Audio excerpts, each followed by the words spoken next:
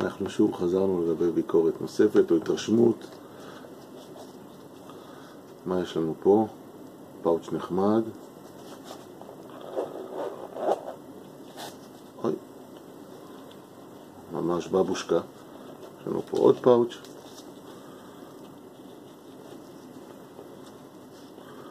ובפאוץ' יש לנו סכין שאנחנו מכירים אותה.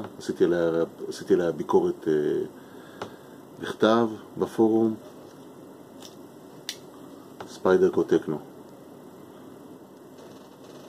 יכול להיות שאני אעשה עליה ביקורת וידאו, אבל בכיוון שכבר עשיתי עליה ביקורת טקסטואלית עם תמונות, כרגע נשאיר אותה בצד. אבל למה היא חשובה? היא חשובה משום שהיא נמצאת באותה קטגוריה שבה נמצאת הסכין הבא שאני הולך לדבר עליה. בינתיים תוכלו להתרשם ממנה בווידאו. שימו לב לעובי של הלב, מדובר במשהו כמו 5 מילימטרים. הסכין הזאת בנויה כמו טנק, סכין של ספיידרקו כמובן, בנויה במפעל הטיוואני שלהם, שהוא אחד האיכותיים ביותר. שני סקיילים מטיטניום, מונולוק בסגנון קריס ריב. נפתחת ונסגרת מעולה. אוקיי, אז למה אנחנו מדברים עליה? כי בפאוץ' שעשיתי פה התאמת צבעים, מסתתר את הסכין שעליה נדבר היום.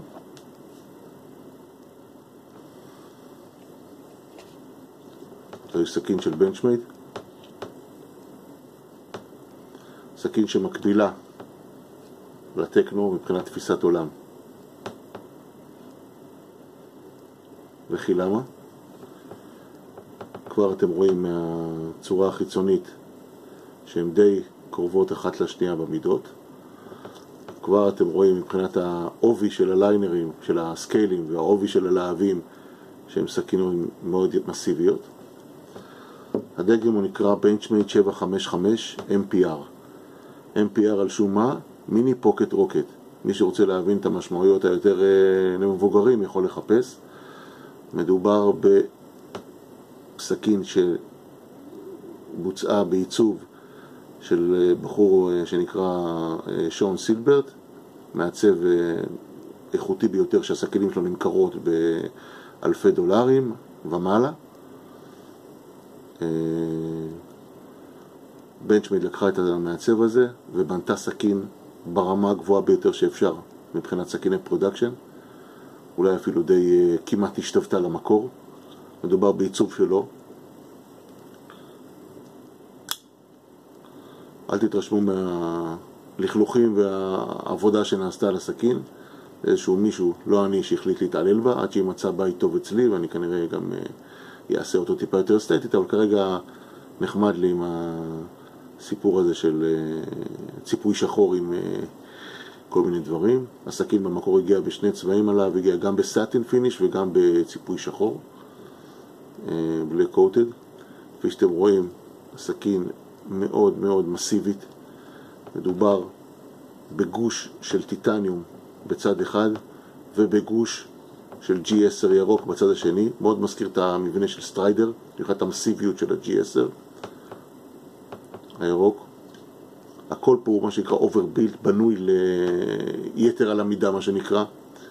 הסכין נכנסת לקטגוריה כמו הטקנו, סכין שנקראת Little Big Knife, כלומר סכין שהיא קטנה בגודל אבל היא מאוד מאוד חזקה ומאוד מאוד מסיבית. אורך הלהב, נמדוד שנייה, למרות שאני יודע שזה 7 נקודה משהו. אורך הלהב המלא הוא בסביבות 8 סנטימטר, כשהחלק החותך הוא משהו כמו 7 סנטימטר. אורך הסכין הכללי הוא כ-17 סנטימטר. כמו שאמרנו, אם מתעקשים, עובי הלהב בחלק הגבוה שלו הוא 4 מילימטר. כמובן שיש גם פה ג'ימפינג. הסכין, אי אפשר להגיד שהיא מיסבים ורצה ונופלת ומתקפלת על המשקל של עצמה, אבל היא חלקה מאוד. יכולים לראות בפנים את הטיטניום ליינרס, את הטיטניום לוק.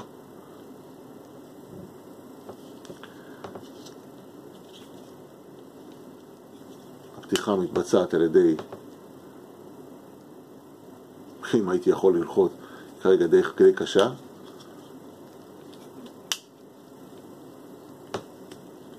פתיחה על ידי מעין שפיץ קטן שנמצא על הלהב משני צדדיו. הפוקט קליפ עשוי כולו מטיטניום יחידה אחת, זה דבר שהיה בסדרות ייצור הראשונות, לאחר מכן כנראה זה היה להם יקר מדי לעצב את זה, אז הם החליפו את זה בקליפ שטוח, פשוט. אחד הברגים פה, כפי שאתם רואים, טיפה יותר גבוה, ושלחתי להם מכתב, תוך שבועיים הגיע אליי הביתה קליפ החליפי, לצערי לא הקליפ הטיטניום, אלא קליפ חליפי, שהוא נראה טיפה פחות מהודר, אבל הגיע עם הברגים והכל, למקרה שצריך להחליף. זה שירות שיש רק בחברות כמו בנצ'מייט. הסכין כמובן ניתנת לפירוק, ברגים בכל מקומות, אין פה ניטים. הסכין ביד מרגישה חזק מאוד. התחושה היא שאתה אוחז במשהו מאוד מאוד מסיבי שלא הולך להישבר עליך. הפלדה, שזה הדבר הכי חשוב פה שעוד לא הזכרנו, היא M390, פלדה גרמנית, אירופאית, שהרבה מאוד יצרנים אמריקאים חושקים בה ומשתמשים בה. בהתחלה היא הייתה מאוד ייחודית, עד שקמו לה מתחרות או חברות אמריקאיות לפלדה שמייצרות פלדות דומות. הפלדה חזקה מאוד, ניתנת לחישול בדרך כלל עד 60-62 רוקוול, שומרת חוד, מתנגדת לצ'יפינג, מאוד מאוד סטיינלס, מאוד מאוד נגד חלוד, איננה מחלידה. פלדה מדהימה, אחת מ3-4 הפלדות הטובות ביותר, שם למעלה עם S110V ו-S90 ו-ZDP, ועולה עליהם בהרבה מאוד תכונות של overall performance. כמו שאמרתי, יש פה ג'ימפינג מאוד מאוד נוחים, שמאפשרים החזקה מאוד חזקה של הלהב. הסכין הגיע אליי במצב חוד עלוב נפש. השקעתי בה כמה זמן קצר, אבל לא מבוטל, על הספיידר קושב מייקר. כרגע אלה הם התוצאות. נו, תחכו עליי.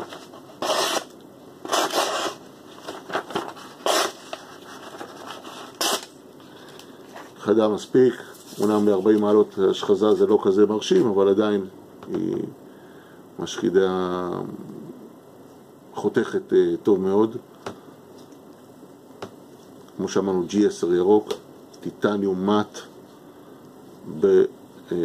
לאורך כל הצד הימני, כשעליו יש עוד אינלי קטן של G10, ונוצר רושם של בולסטר שעשוי מטיטניום, כשלמעשה זה לא בולסטר, אלא הליינר הולך עד הסוף, או הסקייל הולך עד הסוף.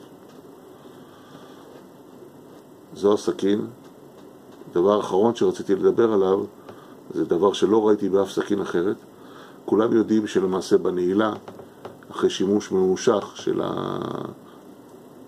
הפתיחה וסגירה, הפריימלוק הולך ונכנס פנימה לתוך המשטח נעילה ומאבד את האחיזה שלו.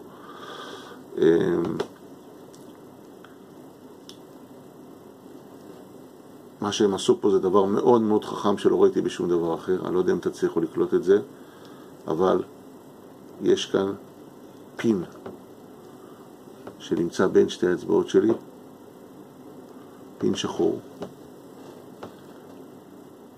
שהפין הזה למעשה הוא אקסצנטרי, הוא מסתובב, וכל פעם שהוא מסתובב אחת הפינות שלו טיפה יותר ארוכה או עבה מהפינה האחרת. כך כשעליו ננעל אחורה, הוא נמצא בלחץ מול הפין הזה. במידה ומתחילים חופשים, וכמובן אין בסכין הזאת שום חופשים, לה מבנויה בצורה מסיבית, ניתן לבצע סיבוב על ידי בורג שנמצא מתחת לקליפ, וככה לקבל פאה יותר עבה או פאה יותר דקה של הפין הזה, וככה לאפשר נעילה יותר מושלמת, גם כאשר יש חופשים או גם כאשר חלה שחיקה במנגנון הנעילה.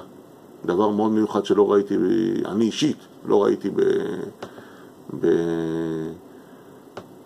בסכינים כאלה. מה שמראה כמובן על הרמה, הסכין הזה נמכר בזמנו במחירים שעוברים את $200 בארצות הברית, הוא כרגע דיסקונטיניוד, לא ניתן להשיג אותו, אלא אם כן אתם עושים מכרזים באי-ביי, ואז כמובן המחירים הם עולים, כי מדובר בסכין שהוא כבר לא ניתן להשגה, במיוחד לא עם הקליפ הזה, שהוא בין הקליפים המקוריים.